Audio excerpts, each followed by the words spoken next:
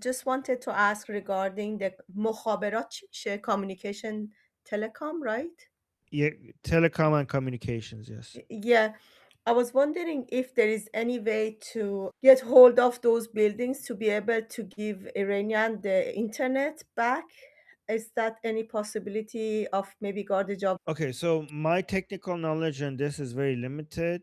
I could only tell you about the discussions that I was hearing, and I don't know anything much more than that. But by the way, BT, your mic is open. Oh, that's okay. So the only discussion regarding this topic that I was hearing is that Iranian people on Murad Vaisi's chat were asking him in his live streams that why aren't the Israelis or the Americans bombing the areas where the internet is being filtered so that we could get internet access in Iran. And I remember Murad Vaisi answering them saying, I actually don't know myself, and I was expecting that they would do that, so I don't know why they haven't been doing that. And I was thinking, like, again, but zero technical knowledge on this, I don't think that's how it works. I think if you bomb the place that they block the internet, that's the same place that they provide the internet. So I was like, if you bomb that, then you will have no internet for a much longer time. It's not like they provide the internet over here and then they block the internet over there. So I think they're the same place. So I don't think you could just bomb a place and then all of a sudden you have internet. But I think your question is more about, can they go and capture the places where they provide Yes. the Yeah. internet? Yeah. So I understand your question, because if they manage to do that, they're putting them at risk, and it would be temporary. And because it's just going to be only those buildings, well, then the regime could send their forces to that building and kill anybody who's doing that. I think when it comes to taking such actions, we're still waiting for Prince Reza Pahlavi's call to action after all of these military operations, minimizing the suppressing ability of the Islamic Republic is complete. We're waiting for that. And if we do any types of takeover of government buildings, that should become way after mass protests, right? Because imagine if you don't do that and you only send some people to capture one building. Well, you're going to capture that building for a few hours. And because there's no mass protest, when the regime will be able to send every suppressing force that it needs to that building and basically massacre some of the best people that were brave enough to do such a thing, which we're going to need for the day that Princess of Pahlavi gives the call to action. And even on the day that Princess of Pahlavi does give the call to action, it's been Potipto mentioned, for example, before he was arrested, that it's not a good idea to go for government buildings right away because they will be ready for you there.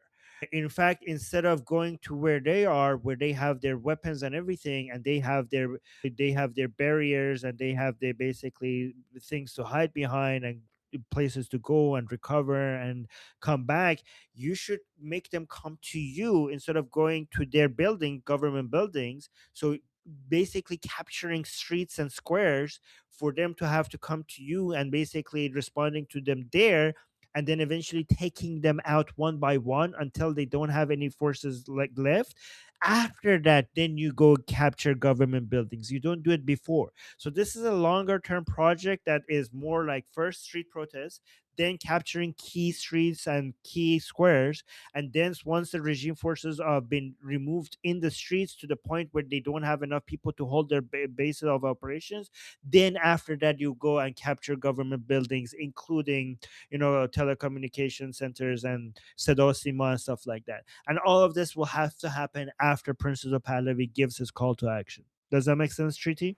Yeah, yeah, of course, and that's what I was thinking, that maybe if there was, well, if they were weak enough that Iranian could do that, or those part of the bodies of this regime that have came to, they have signed those QR code when His Majesty has put on the Iran International, and then they added their names that we are solidarity. So what Treaty is talking about is like Princess of Pahlavi had this framework, this platform for people from within the regime to be able to come join his side and pledge allegiance to his movement. So from within the regime, and even like within hours of him releasing that, we had already like tens of thousands of people from the regime joining his platform. So I think Treaty is suggesting that maybe from those people, the parts of them who are working with these communication companies, and maybe they could hack parts of the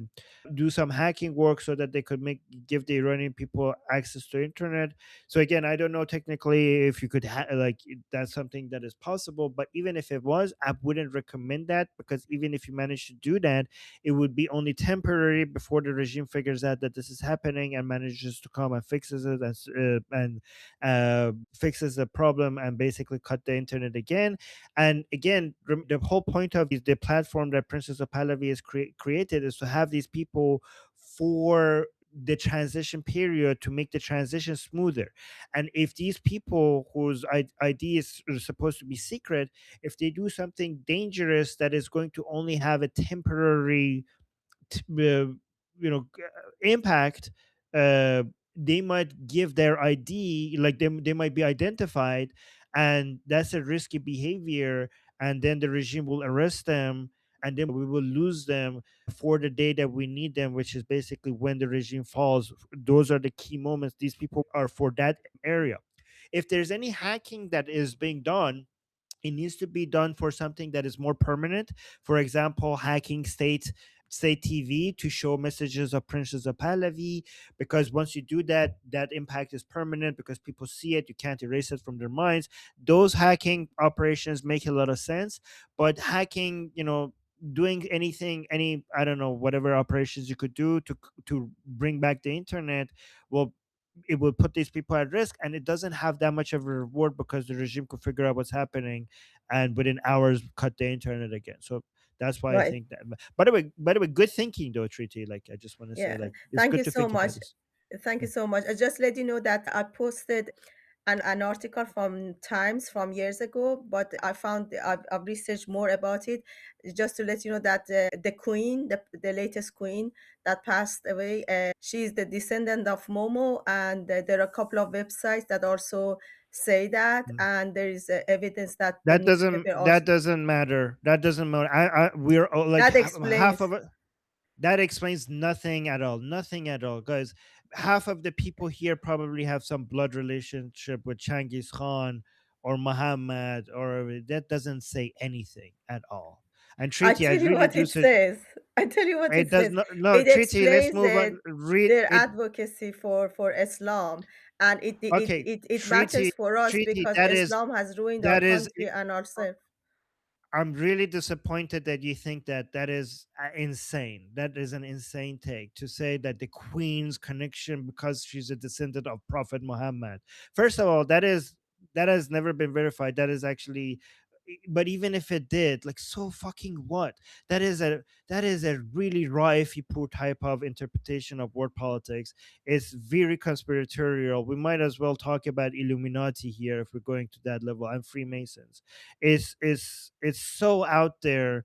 Like, I really don't like this type of conspiratorial thinking. Anybody who suggests that the British guys, we could criticize the British government for many good reasons, for with verifiable information. We don't have to say the queen is a descendant of Muhammad and that's why they're advocating for Islam. To me, that is insane, and I'm really actually like, I was really impressed with the questions that you asked. To me, this is like really cuckoo land for anybody who takes any of these conspiracies seriously. But anyways, let's move. Thank you. I didn't create it. It was published in Yeah. the newspaper, and there are websites that say that. No, I didn't come up with it myself. all right, Treaty. You need to. When I say we need to move on, we need to move on. And now that you said that, I have to respond to it. Okay. No, please close your mic. Please close your mic. Okay. And you are what I'm calling out here, and now because you keep trying to defend it, I need to call it out. What I'm calling out here, whether she is a descendant of Muhammad or not, which we don't know because the people who publish that, they're fucking retarded as well. But even if it is, it's an insane suggestion to say the Queen of England was advocating for Islam because she's a descendant of Muhammad. That is an insane take, and it's hard to take anybody who believes that seriously.